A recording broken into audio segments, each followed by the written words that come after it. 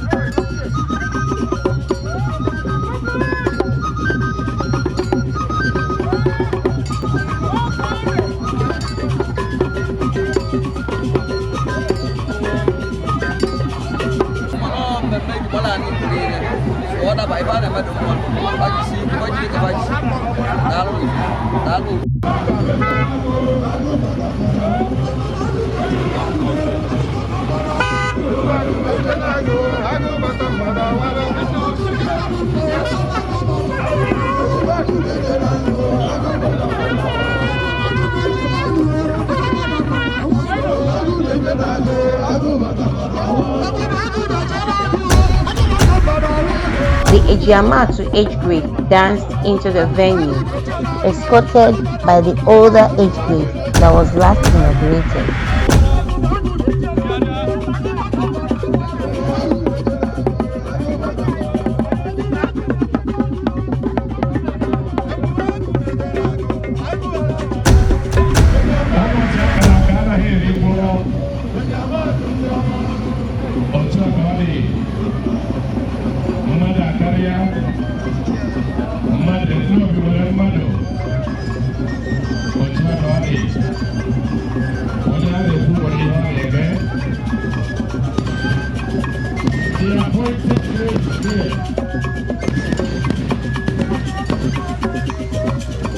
You can hear the 21 gun salute from grand reception of Ejiamatu age grade, the latest age grade in Nnobi Igbo. He ushered in by Nnobi age grade.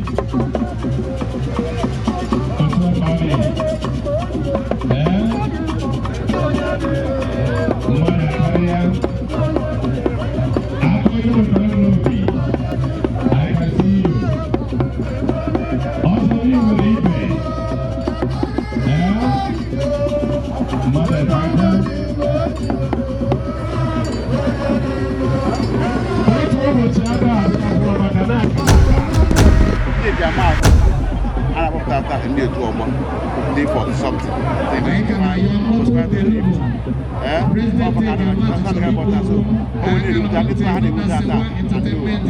ndị Ejiamatu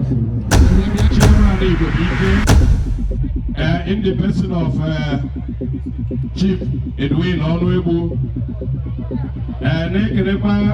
Chairman of Kanero 8th grade, Obobies Onyekachi, Ike Dragi, Chairman Nnobi, able gentleman in the person of Christopher Okeke, Chairman Nnobi,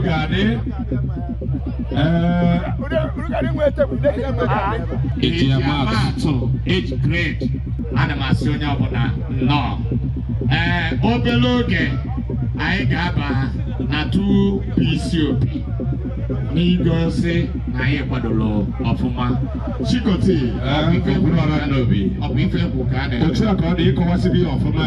I can led by Ebu President, Ebu Chairman in many quarters. Onye Sinejera Rosi, Obuefi Chalepo, Obidike, Tony and Kane Tuye.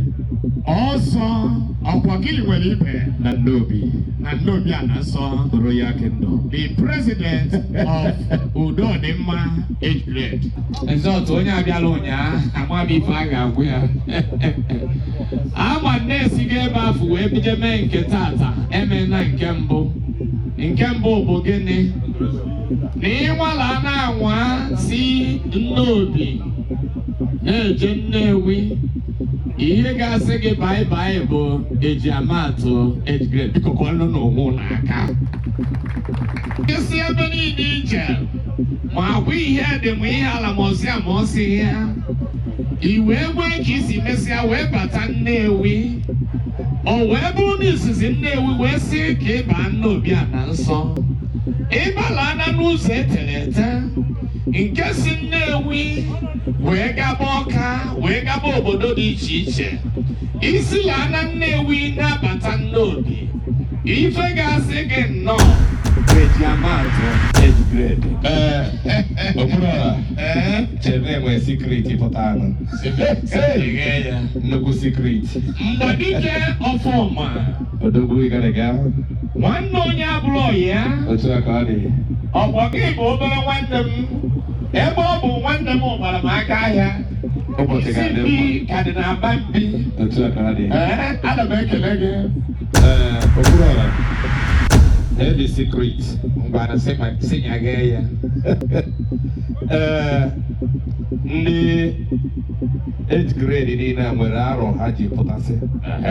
I go along. I just say no secret about Kaine and Ejiamatu and who were how many years he had it. Okay, but then they catch on and came back. I whatever I'm walking. Why did they could add again? Could you see me? Could add again? Women have on our since how many months had you about to be here? They can it will be 8th grade. Ndamoro from 40 to 45. Ndamo Putal from 40 to 45. Oh, happy baby. Neganante. Ndoganiru 46 to 50. Amo Putayo 46 to 50. In on a bed. Organiru. Ndofuobi 51 to 55. Ndamo Putal na 51 to 55. How about the beginning? Organic and Ndofuobi. Ndogade were 56 to 60. Ndogade Bondiamo Putal from 56 to 60. Ndani Igbo fu were 66 to 70. Amo Putayo na 56 to 70. Okay, in Ania, should go here. Okay, you have a candidate. Is it I told him? Think Kapara. Oye, Coloptoria, he had Okay. As you know, if I did go before I need sorry. If I did go 61 to 65. Also now go here. I got omission camera. Omission. Okay. Nanya 61 to 65. Okay. Now, I think I had a young girl. Hello. 61 to 65. Hello, Maya. We're from Bata. The convener and the founder of Udodema 8th grade. Ichie Chinedu. There's a Chinedu. Nnobi. Odogu. I just hear Nani Bofu. However, 66 to 70. Okay. Kamuraha. Okay. Ije Udodema. Over 71 to 75. Kamuputaraha. Kaine Hanyanihu. Kaimaraha. How you got an age? How you age? When you're married, in a give for no 7 uncle. No 7 uncle. The fresh. Back to land. Back to land. Diversiana canopy.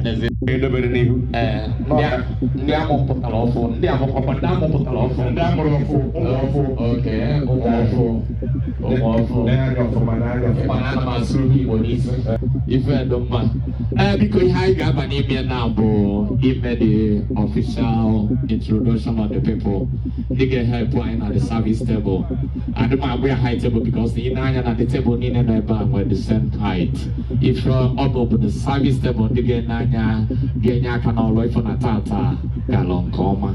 So at any moment from now, I got both the names and I must not the names. Chico, if I went at this study too much, I like a cup also. Say the word of introduction of the members of the high table. Okay. Ejiamatu. Why you keep here? Professor. Ezigbo ihe Chineke belu Nnobi na nke ikpeazụ a. Otu aka ọ dị. Onye ka m na-ekwu maka ya? Ọkwa Prọfesọ Lady Kate Azuka Omenugha, na former Commissioner of Basic Education, Anambra State. Currently the acting Vice Chancellor, Chukwuemeka Odumegwu Ojukwu University, Anambra State. Bika ebe ọbụla ma ọ mee nọ si na amasị aka ike ka ewere oche Mother of the Day nye tupu agawakwa n'iru biko sikwa ike na ebe ọbụla ọ nọ na-akpụgwụkwọ nya maka a na-ama maka ụfọdụ ya tụtụrụ goolu kpọọ ya n'okpuru bụkwa ụzọ kwuo okwu ụgwọ ọmekwa ka amara na ebe ụgwọ na-esokwa na guest of honor abụghịkwa ụmụ ofu onye wee sị ka mba na onye nke bụ onye a na-ekwu maka ya bụrụ onye ọzọ Super High Chief Obinna Ufudo Ochendo Nnobi Chidi Ebube. Ezigbo mmadụ lụrụ ebe a na-amụ akwụkwọ na nke ikpeazụ a. Ọ bụrụ na ịmụta nwa na Nnobi, nwa abụrụ itikpọrịbọ, ọ bụrụ onye Nnobi mụrụ ya. Ịmana ọ ga-emere onwe gị. Ịgwa anwa kpọrọ nwatakịrị nọrọ township, ọ bụrụ itikpọrịbọ, ịkpacha anya ata nwatakịrị afọ. O sie ike wedata ya ebe a na Chairman Sir Pius Ufudo Foundation. Also na guest of honor today. Nnobi na-atọ na nke ikpeazụ a. Super High Chief Obudele Ugochukwu Akajiugo. Ugochi nyere Akajiugo Nnobi. Akachiugo. Ugochi Beleze Akajiugo nke Nnobi. Ịmụ ihe na-atọ m ụtọ n'ebe ọ nọ. Akajiugo jide ego jirikwa obi eji eri ego Ma mma nwoke. Ọ na-abụ agụ onye ọpachi ya analụ mmadụ nọzikwa ebe a onye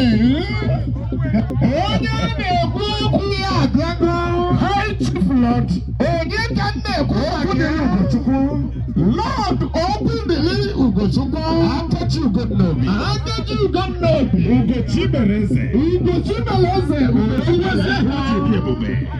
Iji ego, iji mma nwoke, iji obi eji eri ego, iji biko nabatara m odogwu na odogwu abịago. Odogwu ji The sponsor of today Akajugo Nnobi.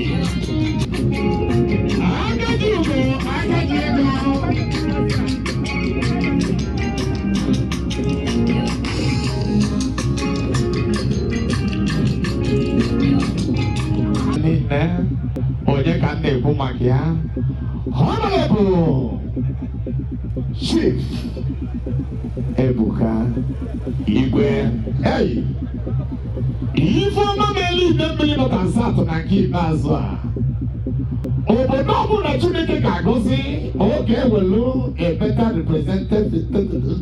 representation nye obodo.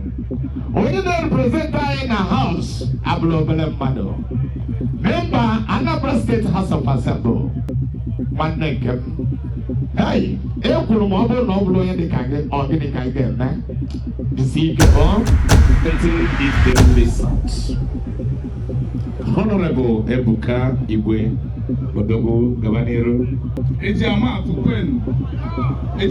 kwenu. Nnobi kwezuenu. Yeah. Biko daalụ nne. Compliments of the season to ndị be anyị. Anyị ga-ebido na-ekele ka nkele unu n'ụzọ pụrụ iche. Asị m na mgbakọ unu taa amaka. Dị n'anya efu na uniform eyi ha ncha na-achaba n'anya. Ekwuola m sị na ọ dị ka enyekwa m ofu ka m sorokwa unu wee na-eyi ya bụ akwa. Ya na mitin nke next year na-abịa ka m sorokwa dị n'ụdị a. Abụ m onye alụ mana mahadum ndị Ejiamatu na-agaghị akpachi mụrụ m na ejire onwe ka m esiwe bata. Ọ bụrụ na isi n'azụ ụlọ wee na-achọ isi n'azụ. Daalụ nụ nne. Obi dị m ụtọ nke ukwuu ịnọnyere unu. Ife ọbụla a na-eme na Nnobi na mma anaghị ka ịbịa. Because mekwa agwa mekwa Nnobi. And election gara aga, most of my votes enwetara m na Nnobi. Ndị Nnobi kwadoro m n'ụzọ pụrụ iche. A na-akụkwa aka ebe a. Akwadoro m n'ụzọ pụrụ iche. Thousands of votes anyị nwetara anyị ji wee na-anọchite anya Idemili South na House of Assembly si n'aka ndị Nnobi wee pụta. So nwere ife ọbụla a na-eme ma ya abịa ga-emege jekene unu. Nkwado anyị bụ na otu Ejiamatu si wee dị. Most of ndị Ejiamatu bụcha ndị nke m. Anyị ga na-asọpọtụ from the government sector. O nwere ife anyị ga-ede ime for ndị Ejiamatu and ndị Nnobi in general. O nwere ife anyị ga-ede ime agwa anyị na-etikwa aka wee na-eme one or two things. I want to appreciate the organizers of the event because the board did a good as you know from the colorful to other fellow. So I want to say a very big thank you. And also, so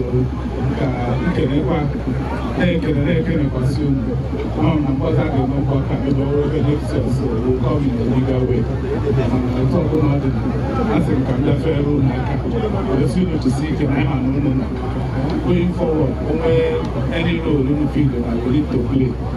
The association, we should feel from also tell us on this program. See you all.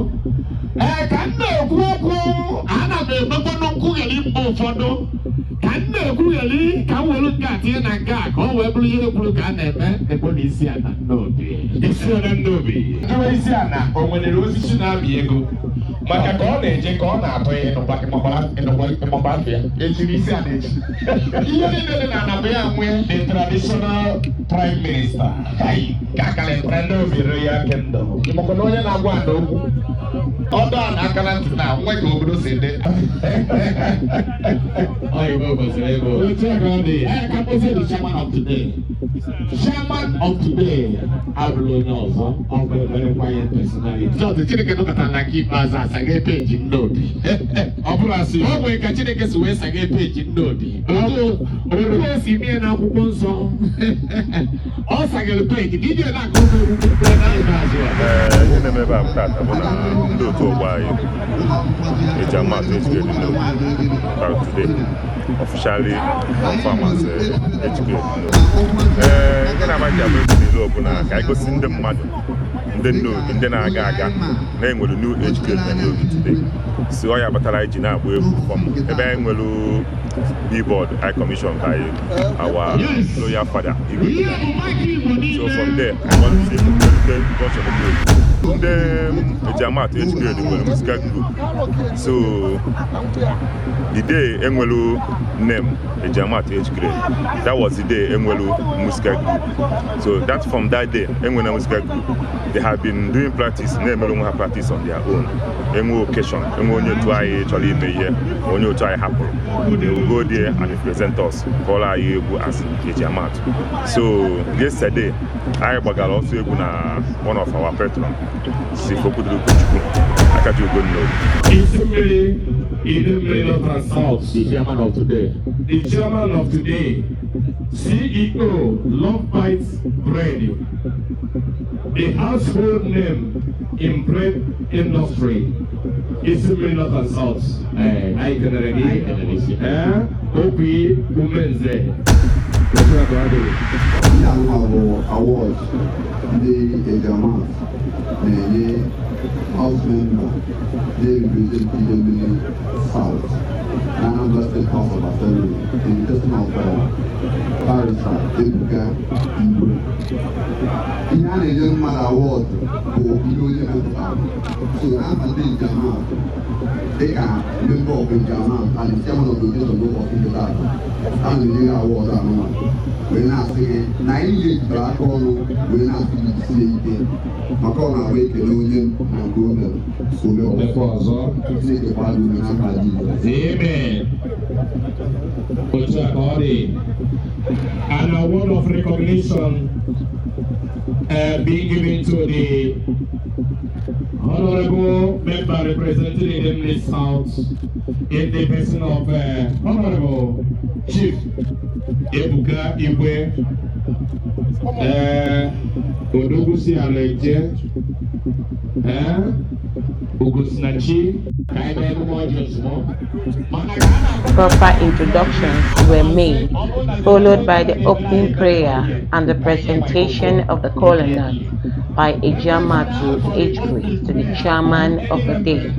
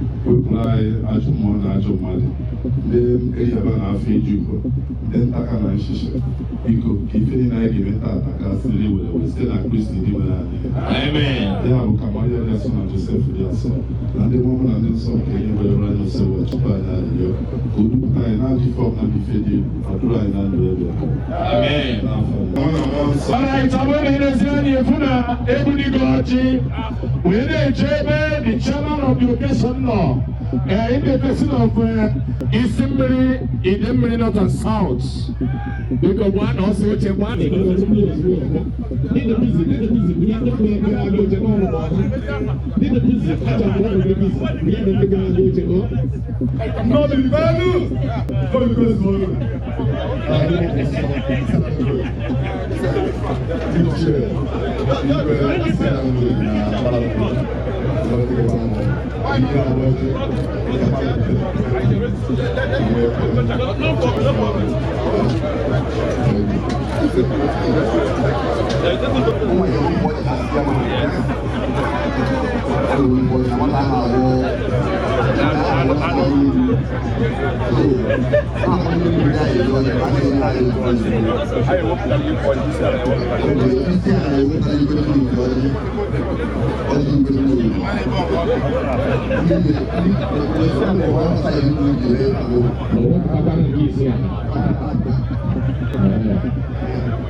What would be easier? Sponsor of the provision. Yeah, Nemeta, the inauguration of Ejiamatu and Nnobi. I have been able to because Omelo, ndị otu anyị ndị anyị na-akụcha skuul ma ndị afọ oge anyị na-akụ sekọndịrị skuul ma oge anyị na-akpọ ọtaka afụkpọ nwaanyị taa kenekwa ọkwa njakịrị gosi na ndụ dị ịtago onye ọbụla na-eme ọfụma.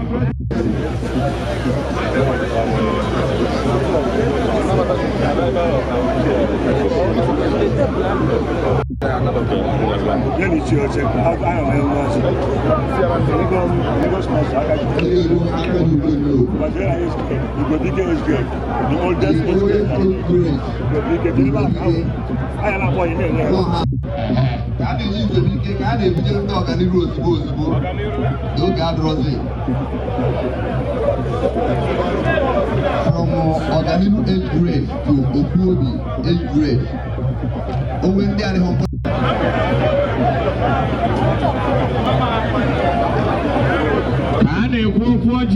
Afro-Bata Ichie Akajiofo, member Ejiamatu age grade or Ichie, Sewaent. And then Ichie also Ichie Yazo, and the Wamana Ichie Kempa digital Ichie Nnobi. And you Ichie Yabiabalaka on opposite Israel. It's not kind of even teaching, but I think Kenya gave one. And you go to the garden. Everything I wanted to have on day. That's a very kind of. Can I just in the if I did go, can I and you suppose one day? And the Lumana. And you walk okay, huh? This is what wrong. And the Guamania from Bata, the president of Abaluko Elite Forum, in the person of Ochara as a Geno. And the Federation of 8th grade. Yes. Okay, you go far. Amra Jesus. Amra Jesus. Come on, actually, I can run over the Kitana. No, not even the table. I was the Kitana. I will not over the Kitana. And the Jamal. Amara said, I'm having Jamal. Take a consideration. I can't be Magana. How many members would I have? And Jamal, I am there. My best and unknown. They will do without a new, but they know than unknown. But the young man unknown because he could be very long. And I can reach you. Just because and then Shaman challenge honorable. The young, the message that Gaga, I don't know how to look at my man. I don't know your age grade, not of age grade. I'm not going to go out of the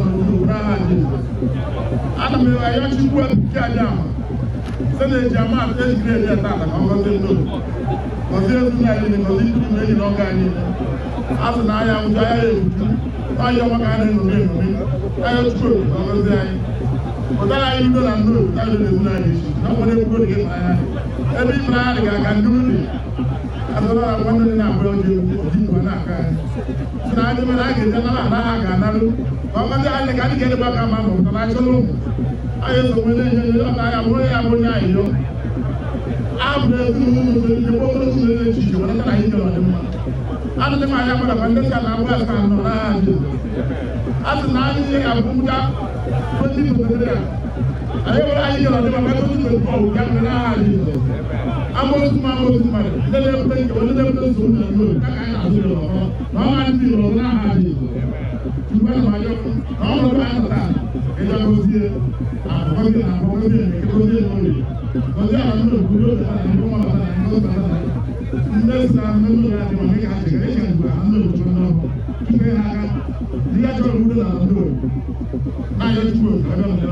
I'm an icon and one and not cheap. When I do, then I n'udo anyị anaba n'udo ka o were ngozi na ebe ọ bụla ozi onye na-ata ndị niile na tupu oge emeso onye ọbụla ebumnobi na-abụ ego maka na ebe anyị dị iche iche ebe anyị dị iche iche tupu oge emeso onye ọbụla onye na-abụ n'aha dị tukwara ma ya oge gozi anyị n'ozi ọnọdụ a maka anyị na-ayọ ọrụ maka anyị na-ayọ ọrụ egozi anyị niile ọdịdị na-eme ka ndị oge anyị n'iru ọdịdị na-eme emebi Nigeria gaa n'iru ọdịdị na-ebutere ụmụ ogbenye ma mee ka ala ha na-ebume mmadụ bụ nwanne aha anyị ọ na-asụtụrụ anyị nwachukwu ebe ndị ya na-eme ka onye ahụ adịghọ ozi ebe a na-abụ nwere onwe onye ahụ nwenye ụmụ nwa ọ ya amụta nwoke mụta nwaanyị ọ ya nke afọ n'aha a na-amaghị onye ahụ bụ nwa mụrụ osisi ahụ a na-amaghị ọ ya emuta nwoke ya n'ime ọhụrụ ọ na-achụkwu oke biko n'ele anyị ka anyị bụrụ ego ọzọ ọnọdụ a na-ejibe na eme taa ebe a bụrụ ya aka n'ọfụma maka anyị ọrụ maka anyị ba nke ime gwụrụ anyị sezugba gwụrụ mmiri na anyị dọka anyị nwere anyị ọgbọ niile so ibe ya isi a na-ekele ka o wee ree ọjị maka ndị na-enye ụka ọfụma ọ bụrụ na bishọp emecha ha na-ebere mgbasa ha na-ebere ọ na ya ọ ihe ọgụ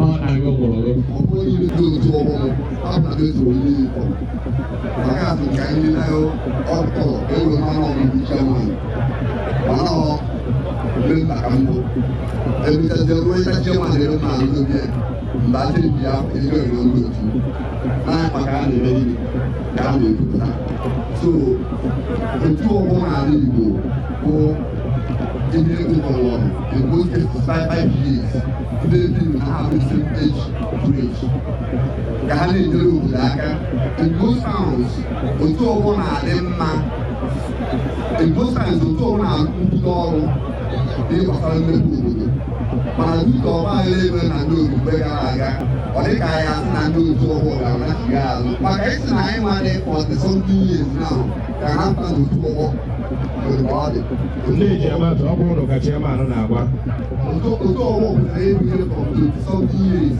maka ụtọ otu ọgbọ karị mgbe aka na arụsị nwaanyị ọhụrụ bụ mgbe aka na arụ nwaanyị mana ihe na-emego then wee jidesa ọhụrụ gịnị ọ bụrụ ụtụtụ ya Patron is here, one of the patrons.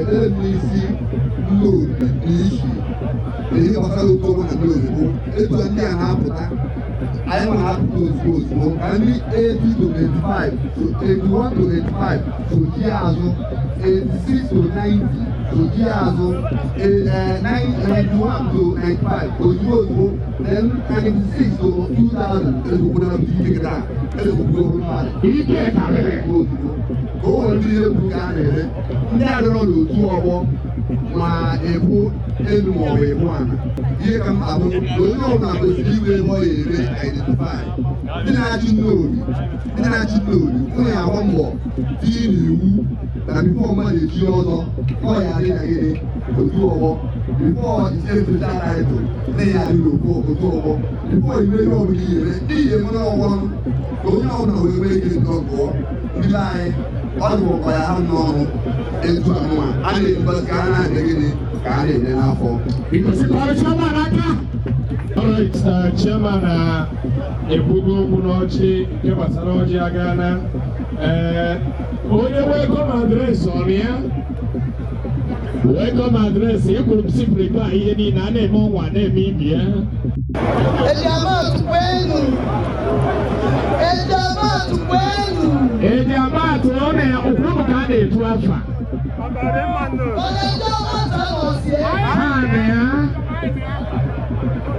biko n'afọ niile ndị South nke nwa bụ chairman ya ọ bụrụ na bụrụ usoro ụzọ si na nke mbugodi wee ekele nke ịbụa ekele nke ịtọ ekele na mụfụrụ ihe niile Nnobi ji bụ ihe ebe a ọ bụrụ mgbe ebe esi kwu ya anya esi ekwu ya ka m si wee fụ ya ife mfụrụ kasịrị ife egwuregwu nke ga invitation ya ewetara wee sigodịrị ka bido na-ekele ikele ụlọ n'ọnụ ụzọ na ndụ maka ndị ọzọ n'ụlọ ọ gosigodịrị ndị nọmba place na ihe a na-ekwu isekuriti na soshal midia na eziokwu adịghị ekwu esi ekwu ihe nke Igbo ife a na-eme n'ụlọ steeti abụ Igbonation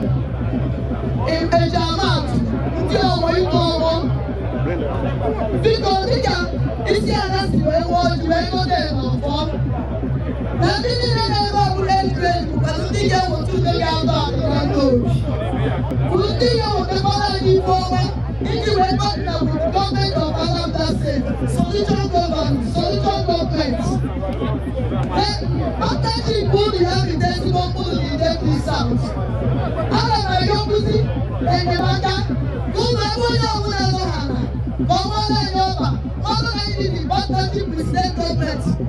Partnership nke Nnobi nke ụfọdụ bidogo n'ime elu dịka ike mba Nnobi, Chief Obinna Ofudo, Chief Ebumo and others.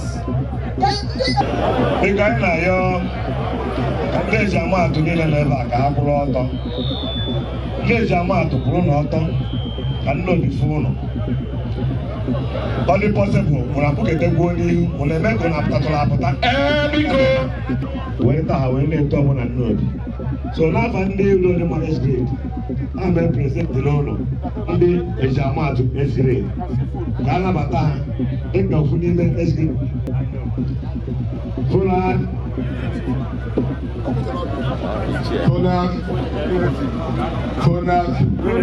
Unity ọkọwara ibe executive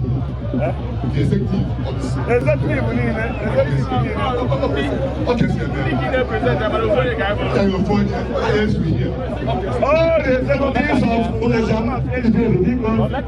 hapụrụ ihe abụrụ na-eme bịa na ebe a na ka a na-ekwu okwu ime ka eprezentị Ejiamatu ejibere anyị tụ mbata Onowu of Nnobi Chief Chief Ezue Ọbala Nnobi isie ya na lọlụ ya Ọbala Adịlọlọ ha na-abata n'ezie n'anya inyom Nnobi so ha n'azụ. Our father, they go from here. Say there, they go from here. So I have your child and this microphone over. Can close the address. Not as well. Ife!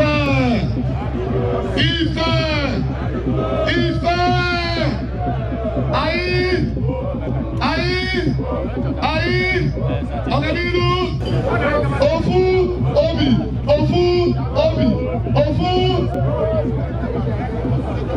Ọganiru ọba abịa, ọba si mefe ebe a, ọba kwuru efu, ọba kwuru efu ekele nne, ọba dị biko, nne anyị, biko.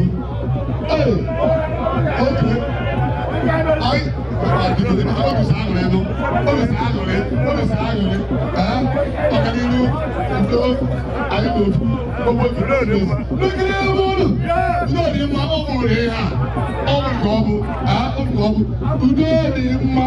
Ụmụ ọbụla biko ka ndị mba asụsụ nna anyị ka ọchịkọsị biko nụ. Konak Unity ndị be anyị asị na agbata otu oge aga ụbọchị egola ka ọ dị mana ejizi m afa Nnobi ọ dị edukesi na Nnobi wee na-asị na ụmụazị a dị n'olu dị mma mụtara ụlọ ga-aka ndị ọzọ n'aha Kraịst onye nwe anyị na-anabata ụlọ ekele nduzi anyị dịka akọ n'ọfọ ọganihu idozi ndụ ka anyị na-elezi anya n'aka ụlọ and anyị lere anya ụlọ anyị ọfụma jisie n'ike abesizie n'esiti na anyị eme ndị isi ụlọ abịazi ndebata ahụ. We are doing immigration, Ejiamatu age grade. The advice is to help each other, to listen to each other, to promote each other as we are age grade. Ejiamatu Queen, Ejiamatu President, Makodimma, Ejiamatu. It is quite unfortunate.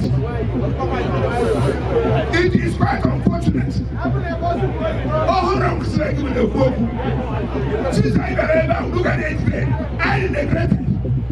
These are the right people. I didn't cook. We didn't like it. We were tonight.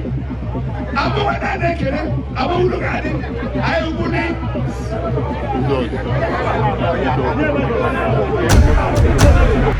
The Ejiamatu age grade was inaugurated and was presented with a certificate of recognition.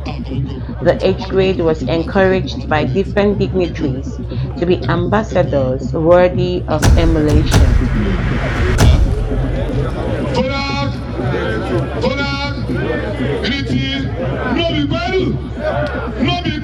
Yeah, it's confirmed today.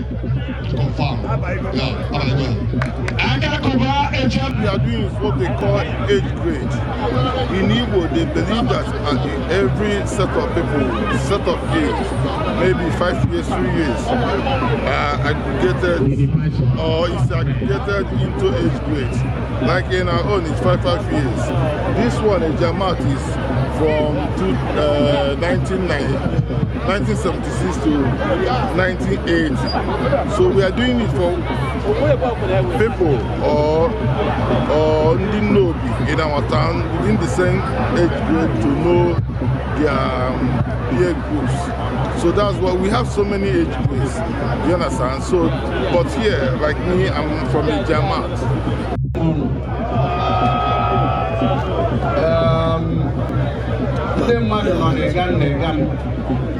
Thank man protest for that. Amaroma Makana Aspadoji Lulu Ebwana Gubacha. Unubulu Buna Wayari is a big drum. But it's ordinary. Again, I can't give you people sanguine. The former men and Nnobi.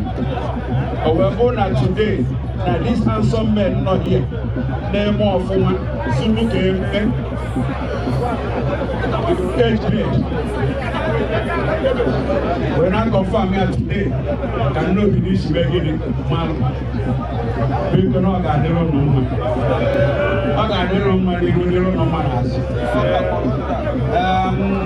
As for now, I come on the colony. When I say, I want to go to one side, when I said, only a dozen, not I don't know. Because a belly and a bellow, I'm not here. They told all I do have my own. Yes, I don't know.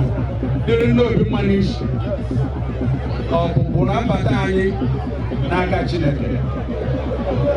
Everyone Saturday, and no, even got no Binaganiru, Chineke, why you man? The governor never Monday to the level has no Monday, Monday is a Monday or some Monday, who don't know the opponent. When you know Monday, Malayo, you saw some Ngozi, Chineke, Ngozi. Makanas now, there is power in spoken words. Igbo no dey go modern. How dey go na young man Jesus. Amen. How dey go na young man Jesus. Amen. How dey go na young man Jesus. Amen. Why dey go dey see eba aboa? N'ezie. To put this time. Ara ga aba echi. Onu ga ama na onye nwanyị na-arụ ọrụ dị egwu. Anyị ga na-aga n'ihu. Anyị ga-adị ogologo ndụ arụ isi ike. Ka Chukwu gọzie ụmụ ndị nke na-arụbu arụ. Akachi ga-afụrụ gị. Ike abụrụ mara metụ mese ekele. Isi nkele mmemme ewu ike nọ na. But to the glory of God, I thank everybody. My prof, I respect you all the time, the prof. So people, I don't know. And what I want to say, I think I've got my speech now. Necessary for me to talk, I will stand and talk.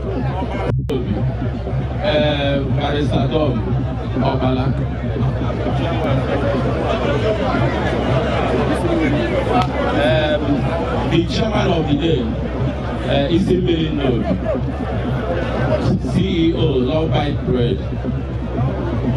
The president of FONAX between 1976 to 1980.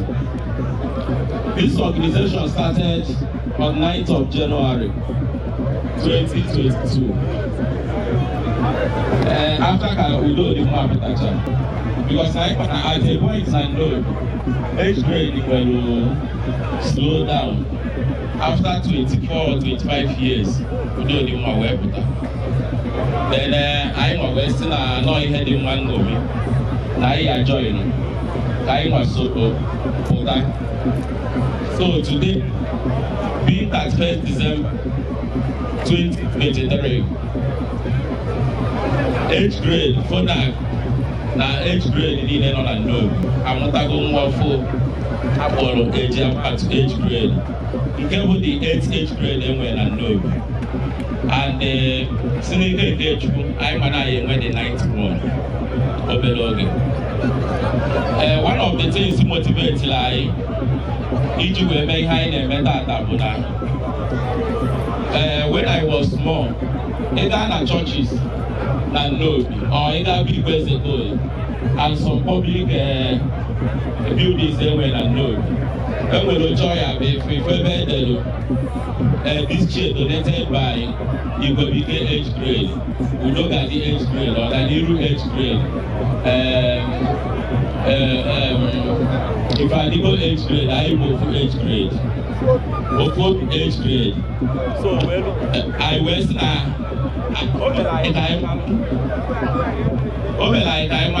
age grade is not a social club. Ọ bụ ebe a na-abịa eli anụ, ọ bụ ebe a na-eje agbamnkwụ anyị na wedding or burial. Na ihe mebere age grade bụ maka ịsọpọt NW, maka ọdịmma Nnobi, iweta development na Nnobi. Today, Ejiamatu age grade lechara anya na Nnobi wee fụ na ị na-abata Nnobi enweghị ihe gosiri na nnukwu obodo na Nnobi bi na junction. Ị ga-agụta ọnụ obodo ole nọ na Anambra steeti nwere junction, ndị bụ junction town, but we are blessed. Anyị nwee 4 cardinal points esi abata Nnobi, nwee junction na-ewu ewu. Anyị wee sị na amana abata Nnobi dịpụrụ ama mgbe abata. Anyị wee embark ya on a project, ịlụ a big billboard, ga-ekwu welcome to Nnobi Anansọ. So by the time I have the first one n'ụzọ Nnewi, ndị gara ebe aha tata ya fụ the project na-aga awa gara ebe aha ya fụ ihe dị iche. And n'ụbọchị anyị na-achụ ndị ego anyị ga-eji wee mie ka o zuo ụzọ niile si abata Nnobi. Ọ ya bụ onye na-abata Nnobi ọ ya sị na ya amaghị mgbe ya batara. That signboard ga-ebu directions obodo dị iche iche ihe si Nnobi wee gaa. That signboard ga-ebu solar system, ọ bụla ihe dị iche. So today, anyị na-ekene ndị niile gbakọrọ ebe a, ndị honor invitation anyị, ma ndị anyị nyere invitation less than 24 hours, but ha honor ya. We are grateful. Anyị na-ekwu ụlọ nkwa na anyị nwabụ Ejiamatu age grade ga-eme ihe dịka afọ anyị si dị. Anyị anyị emechu Nnobi, anyị emepụ Nnobi. Nnobi amadị yes, anyị bụ Ejiamatu. Nnobi ekene eme ụlọ. Ọ dị mma Nnobi. Chief Uchenna Mmadubobi, CEO Diamond Art Lifestyle. Ọ bụrụ na ime ndị ọbụla akwara ọfụma bịa location a aka lifestyle n'ime Diamond Art. Ọ bụrụ na ime onye ọbụla akwa ya bụ oversize nke atọrọ teepu ma nna ọ bụrụ ya akwara ya, akwa ọbụla si na kọmpini ya ọ na-ebit onye kwara ya ọ bụrụ obi anyị. Ọ na-akpọzi akwa ịya ama na amadị kwara ya nke mụnwa onye kwara ya kapịnta ọ jọsi kụwa ya obere ka nwee ike iji oke. Ndị Ejiamatu ọ wụ ife ibere na onye isi unu gwere n'okwu ebe Abuja unu na-enye ka foto black and white. Onye isi unu kwuru ọgbọ aka ọ dị ka akụkọ iche aka ọ dị ka ya kafe eji.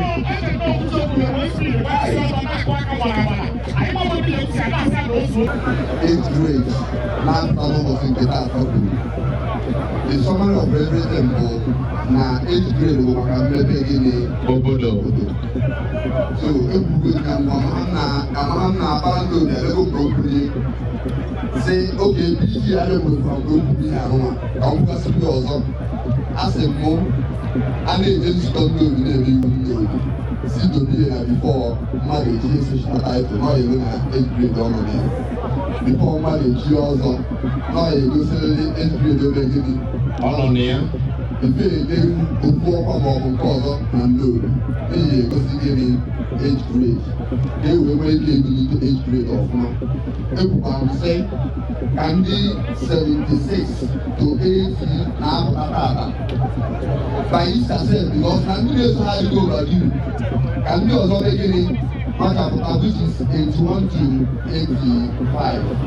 Then ndị 86 to 90 anaghị ọp ike n'ike 91 to 95 maka na ha niile abụzigo dịbụ ụlọ ka anyị mara na ya ga-eme ọsịsọ so that that lacuna enwere in the past bụ ihe bụ mebi obere nkọtabi maọbụ ọgba aghara dị na Nnobi butere ka akọba ya ọp so that before ndị mmadụ a na-eru 19-20 years 22 and plus ga-ebidobe organized age grade ka Chineke gozie anyị niile. Ebe anyị nọ kịta bụ na anyị ka na-emetụ mmanụ n'ọnụ maka na ha ebu ọrụ edozi akwụkwọ na ya so feel free ndị Ejiamatu karịrị okwu ha tụtara ife a ga-eri eri adị ife a ga-aṅụ aṅụ dị adị ọ bụrụ ha na n'onwe ka isi nọ enweghị ibibiri ụmụ agbụrụ Ejiamatu bụrụ salad mee ka mmadụ na-erughị aka mgbe mmadụ ga-ewe igwe na-ekwu okwu n'ime ọdara ogide maka chairman na-ekwu na nnukwu ọgbụgba anyị na-emezi ka ya sị na anyị nọ mmadụ na-esi mmụọ ka enye nne ọra nne ji age grade ka ọ gwa n'ụmụ ya okwu ka anyị mara ka anyị esi were ogwe onye okwu ọrụ ekele ebe obi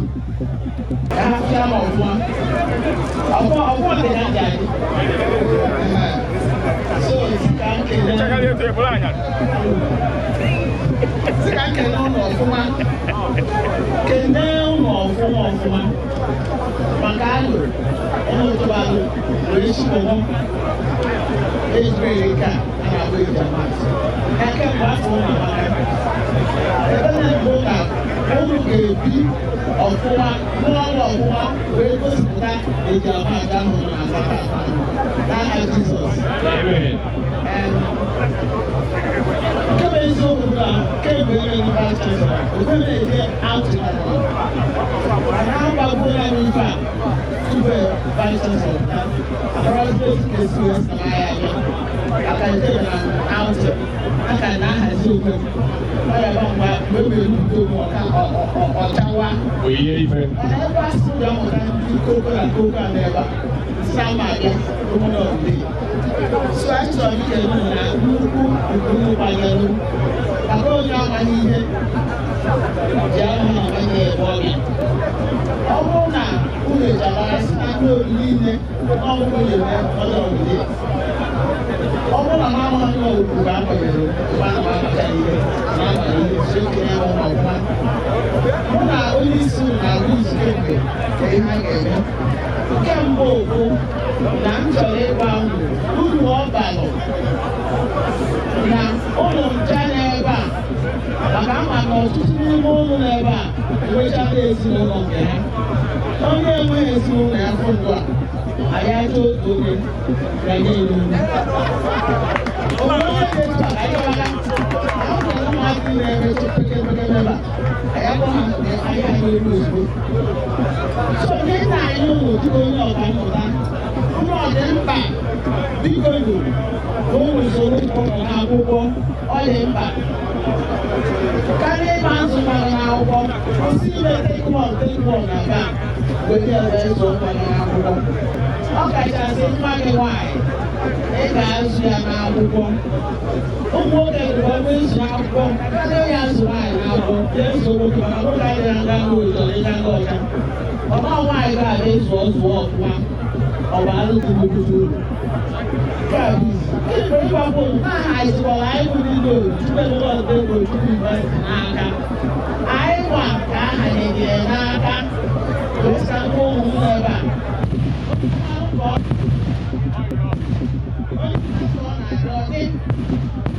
naghị akọta uru dị na Nnobi ka aha investi na akụ n'ahịa mmanya olesi ya close ndị mmụ ebe a ya agbata na-ebu ihe na-ebi agbata ya uru ka ya mana uru ahụ ihe ọzọkwa bụ na gọọmenti nyechara anyị anya wee si na-elechara anya na Anambra niile wee họpụta ụmụ nwaanyị si aga eji ego na akwụkwọ abụ mahadum anya n'ụlọ gara akwado gọọmenti ahụ ọrụ ka ọ bụ maka na ọmụ abụ the first female vice chancellor of that university and ihe na the whole of private university. A na-akọkwado aka ihe. No private university in Nigeria also one vice chancellor private state university.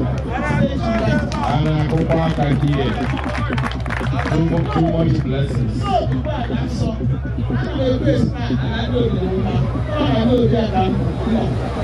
Like 5 years of marriage. I know the kind of water solar she did one for I know the kind of moon, and I have one and I know the guy. When I young, we don't care about it. I don't know no, yeah, I don't know. I know people that I was also doing those things. But now when I don't say no, about this, about private engagement to foreign people. If I call out, my dad was who do I give away? I am university. When they mention my son, I will see a good presence in here. Of the time they run and go. Ada agbalu.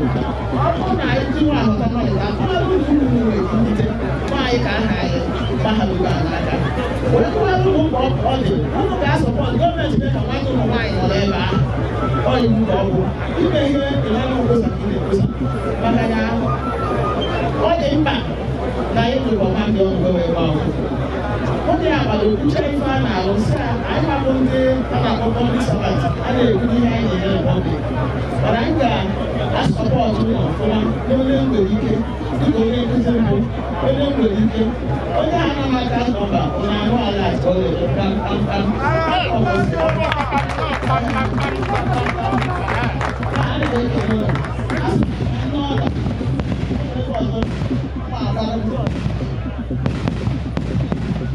As I know, the special award and then one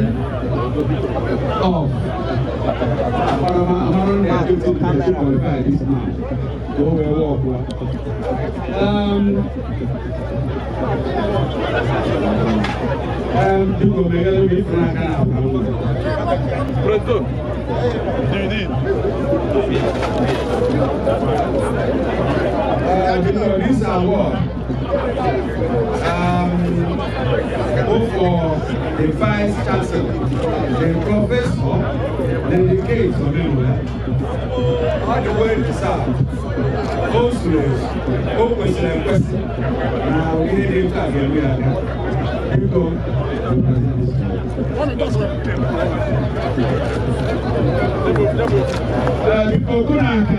Because it's already Kunaka. Thank you so much. Master Matu Barane, but I know Nnobi. I'm so happy. Thank you so much.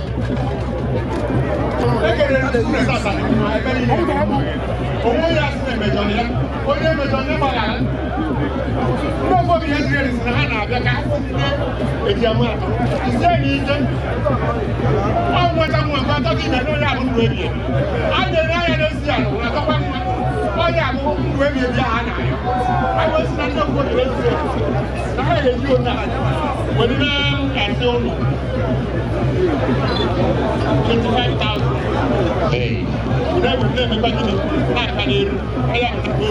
Hey. Kono naka. Unene kwa age ndi nyelo no 25,000. Hey, obogo belego. I'm age grade. And I'm making a no for age grade. I'm going to the guy. Keka di kuono, aina se achuko oyo kite, diwa kuono kuono, baya kota kwa mwanzo, kwetba aina ono ishia kwa tebu, baha ayabu na nende ochi, so aina se na itu ayabu lono kaka na ayabu kuono so na Jesus. Thank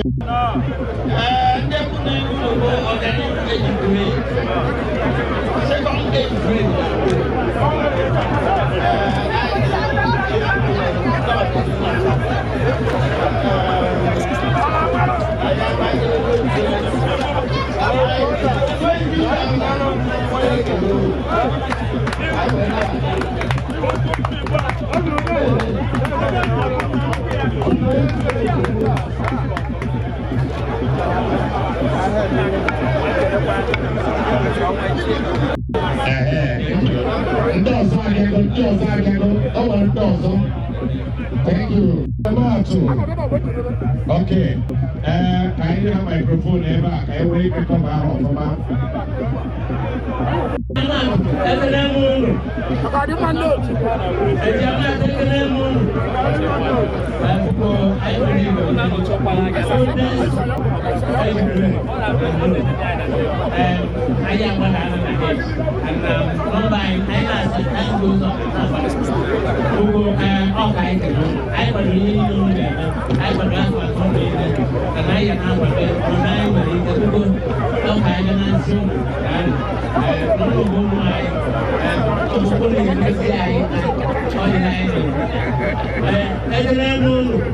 the oldest secretary ever in Nnobi.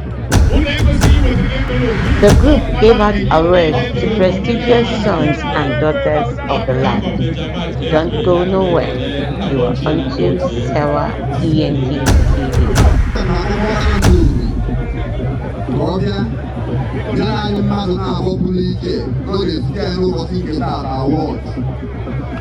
maka mbọ pụrụ iche ha na-agba.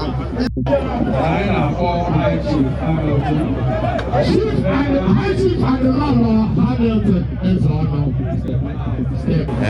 Ife eji agba ike na-eketa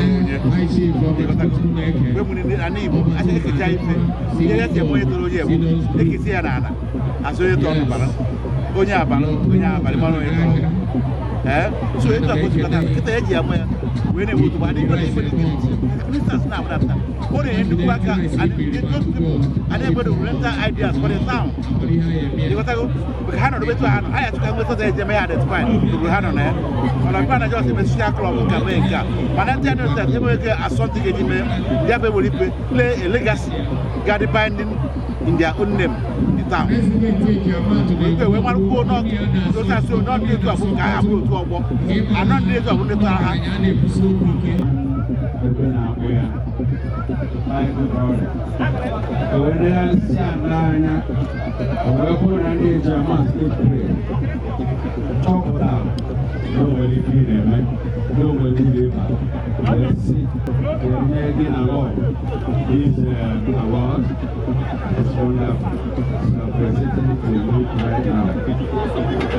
Look here. Then you came back here, and you know lock here. When you do a hang here, like here. People is okay. People everybody, what kind of which are the I'm a necklace now. Whoever never walk. It's a lot of Mrs. Thelma. That's all. Osodieme.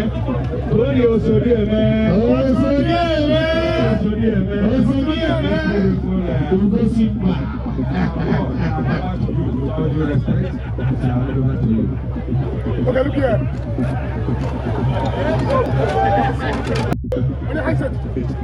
Yes, in the gathering once. Onada, Ejigijebo, Mbo Ethiopia, Ejigijebo, Mbo Ethiopia, Ejigijebo, Mbo Ethiopia. We could politics obodo. This apa. Mama na fa no no. Ha na meba e kuro ko ebere si just e kuro kungo, e kuro kwa na one body can happen. Na Nnobi ka bo. Mana uta how about traditional politics, water politics this apa.